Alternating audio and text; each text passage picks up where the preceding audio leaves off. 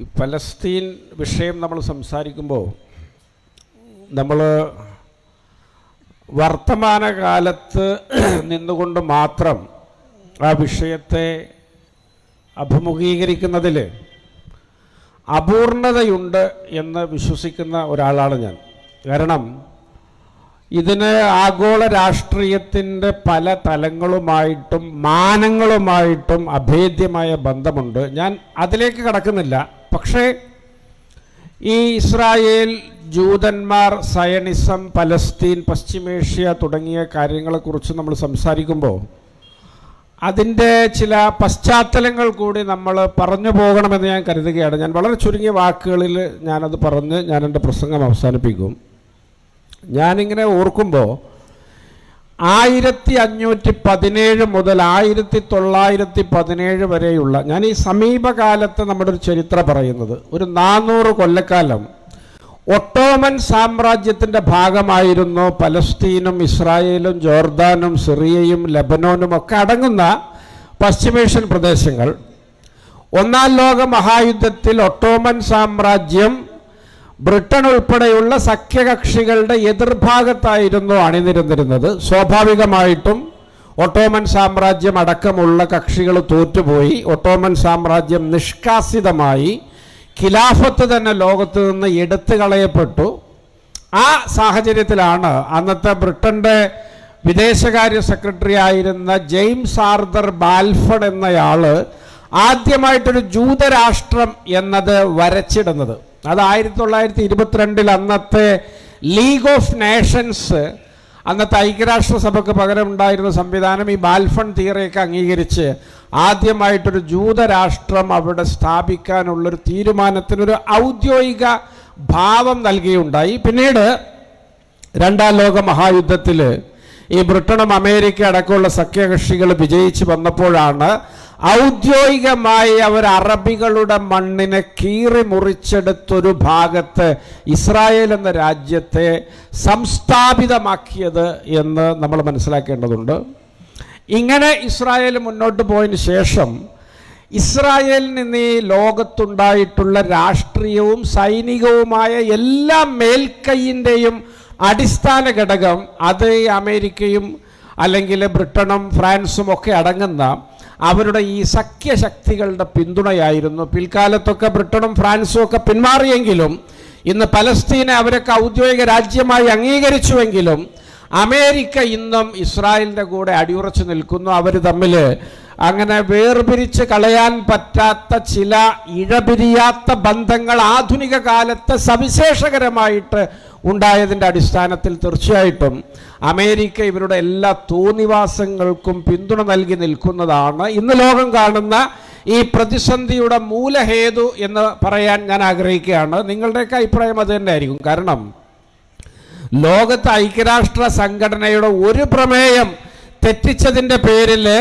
തവിട് പൊടിയായ തകർന്നടിഞ്ഞ എത്രയോ രാജ്യങ്ങളെക്കുറിച്ച് നമുക്കറിയാം. അമേരിക്കയും സഖ്യകക്ഷികളും ഒക്കെ 1950-കൾക്ക് ശേഷം ഐക്യരാഷ്ട്രസഭയെ ധിക്കരിച്ചു എന്നതിൻ്റെ പേരിൽ എത്രയോ രാജ്യങ്ങൾക്ക് നേരെ ഏകപക്ഷീയമായ ആക്രമണങ്ങൾ അഴിച്ചുവിട്ടിട്ടുണ്ട്. എന്നാൽ ഇസ്രായേൽ ഡസൻ കണക്കിന് ഐക്യരാഷ്ട്ര സംഘടനയുടെ പ്രമേയങ്ങളെ കാറ്റിൽ പറത്തിയിട്ടും ഒരു ചുക്കും സംഭവിക്കാത്തൊരു രാജ്യമായിട്ട് ഇന്നും അപ്രതിരോധ്യമായി നിലകൊള്ളുന്നുവെങ്കിൽ ഒരു കാര്യം നമുക്ക് ഉറപ്പാക്കാം, ഈ ഐക്യരാഷ്ട്ര സംഘടനയും അതിൻ്റെ ലോകഘടനയും അതിൻ്റെ പുരോഗമന സ്വഭാവവും അതിൻ്റെ പരിഷ്കൃത ഭാവങ്ങളുമെല്ലാം ഈ ഒറ്റ ഇസ്രായേലുമായി ബന്ധപ്പെട്ട് വലിയ വെല്ലുവിളിയാണ്.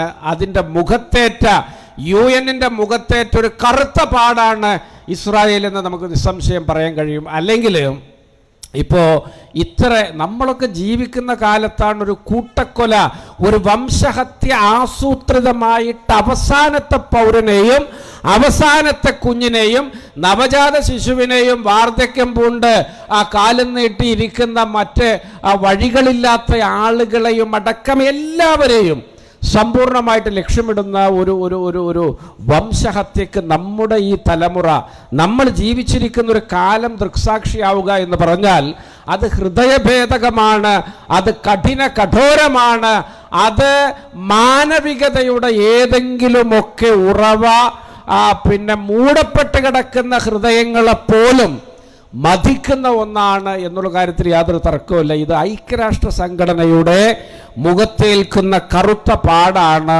എന്ന് പറയാൻ ഞാൻ ആഗ്രഹിക്കുകയാണ്. അതുപോലെ തന്നെ ഇസ്രായേലിൻ്റെ ഈ പിറവിയെക്കുറിച്ചൊക്കെ പറയുമ്പോൾ നമുക്ക് ഈ ജൂത മതവിഭാഗത്തിൻ്റെ ഒരു കടന്നുവരവും അവരുടെ വിശ്വാസ പ്രമാണങ്ങളും അവരുടെ ഒരു മുന്നോട്ടുള്ള പോക്കും ഒക്കെ നമുക്കൊന്ന് താരതമ്യം ചെയ്യേണ്ടതുണ്ട്. കാരണം ഈ ജൂത മത പുരോഹിതരുടെ റബ്ബി കോടതിയാണ് ജീസസ് ക്രൈസ്റ്റിന് വധശിക്ഷ വിധിക്കുന്നത്.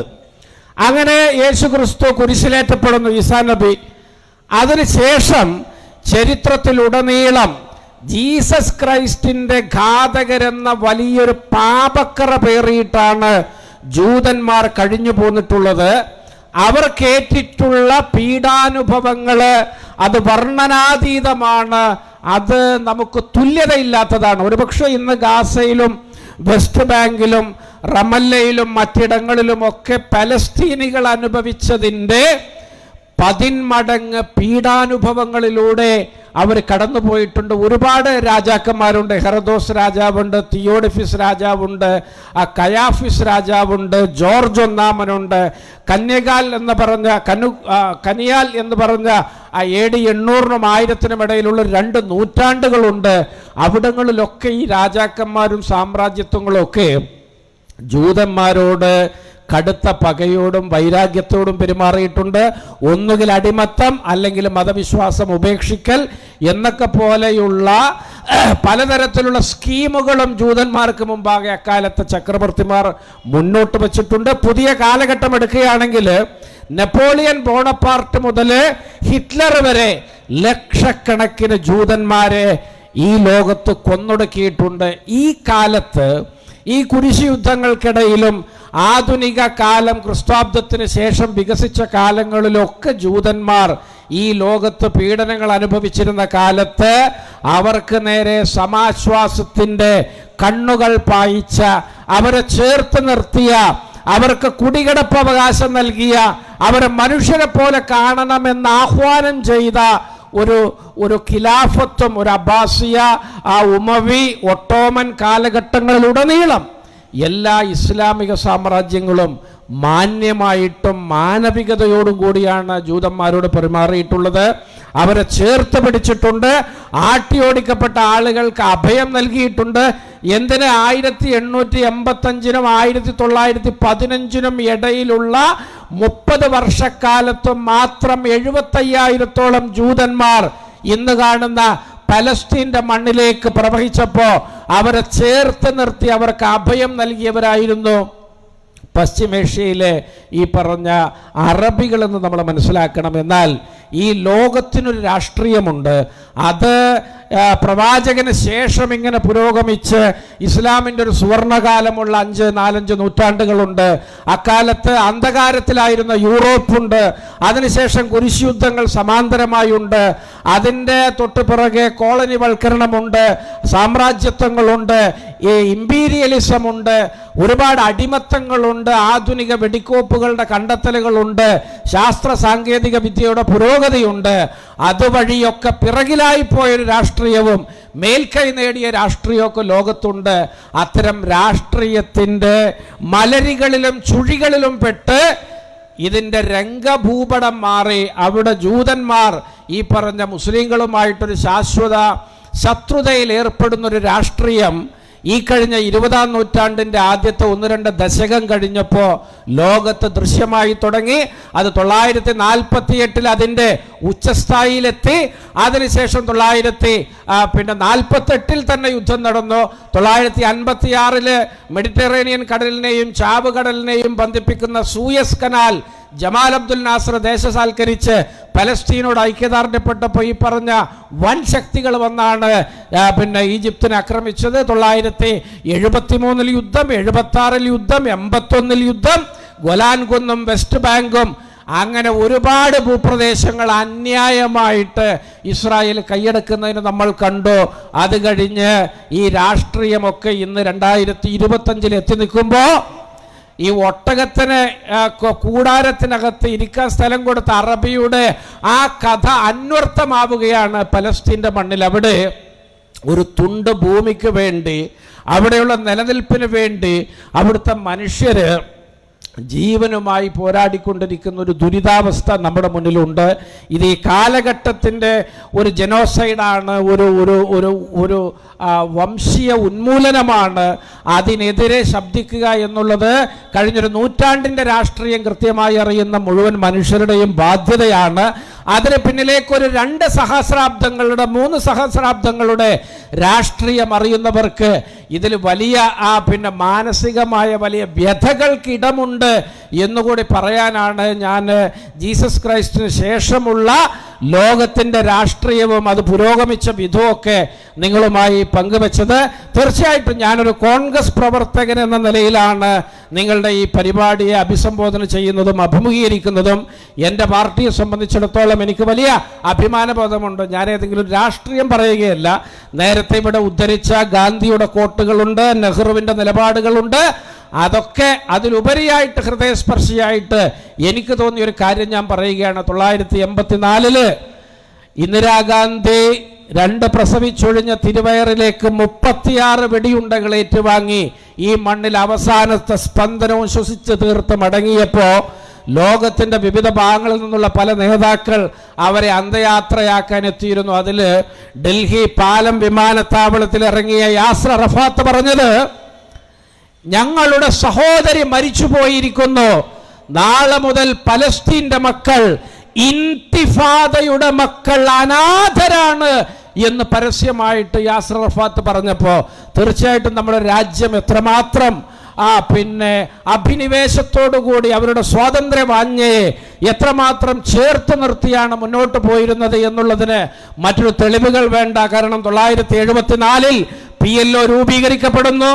ആദ്യമായിട്ട് PLOയിനെ അംഗീകരിച്ച രാജ്യങ്ങളിലൊന്ന് ഇന്ത്യ ആയിരുന്നു. 1975 നമ്മൾ PLOക്ക് ഡൽഹിയിലെ വിശാലമായ നയതന്ത്ര ആഫീസ് സ്ഥാപിക്കാൻ ഈ രാജ്യം സ്ഥലം അനുവദിച്ചു നൽകി. 1988 നമ്മൾ പലസ്തീൻ എന്ന രാജ്യത്തെ ഔദ്യോഗികമായിട്ട് അംഗീകരിച്ചു. 1987 അറഫാത്ത് പ്രഖ്യാപിച്ച ഇന്തിഫാദ എന്ന വലിയ പ്രഖ്യാപനത്തെ ആദ്യമായിട്ട് രാജീവ് ഗാന്ധിയുടെ ഇന്ത്യയാണ് അംഗീകരിച്ചത്. നമ്മൾ 96 ഗാസയിൽ ആദ്യമായിട്ടൊരു നയതന്ത്ര കാര്യാലയം തുറന്നു. 2003 അത് റമല്ലയിലേക്ക് മാറ്റി സ്ഥാപിച്ചു. ഇത്തരത്തിൽ പലസ്തീൻ എന്ന രാജ്യത്തോട് എല്ലാ കാലത്തും വലിയ ഹൃദയാഭിനിവേശം പുലർത്തിയ ഒരു രാജ്യമാണ് ഇന്ത്യ. പൂർണ്ണമായ അർത്ഥത്തിൽ ഈ രാജ്യത്തിൻ്റെ സ്വഭാവ സവിശേഷതകളെ തേച്ചു മാച്ചു കളയാൻ ഇന്നത്തെ ഭരണകൂടത്തിന് സാധിക്കില്ലെങ്കിൽ പോലും ഇന്ത്യ നാളിതുവരെ നടത്തിപ്പോന്ന ഇടപെടലുകൾക്ക് സമാനമായ ഒന്നിന്ന് കാണാനില്ല എന്നുള്ളത് തീർച്ചയായിട്ടും ഈ രാജ്യത്തിൻ്റെ ചരിത്രമറിയാവുന്ന, പൈതൃകമറിയാവുന്ന ആളുകളെ സംബന്ധിച്ചിടത്തോളം വലിയൊരു നൊമ്പര കാഴ്ച തന്നെയാണ്. തീർച്ചയായിട്ടും എനിക്ക് ഇവിടുത്തെ പൊതുസമൂഹത്തിനോടായിട്ട് പറയാനുള്ളത്, ഇതിൽ മരിച്ചു വീഴുന്ന ആളുകളുടെ മതം നോക്കിയിട്ട് ഏതെങ്കിലും മതഭ്രാന്തിൻ്റെ പുറത്ത് ഉന്മാദം നിങ്ങൾ പ്രകടിപ്പിക്കരുത്. ഇത് മനുഷ്യനാണ് മരിച്ചു വീഴുന്നത്. നിങ്ങൾ കാണുന്ന മതവും ജാതിയും അതുവഴി നിങ്ങൾ കാണുന്ന രാഷ്ട്രീയ ഉന്നതികളിലേക്കുള്ള അവരോഹണ ക്രമമൊന്നും ഈ മരിച്ചു വീഴുന്ന മനുഷ്യർക്ക് ബാധകമല്ല.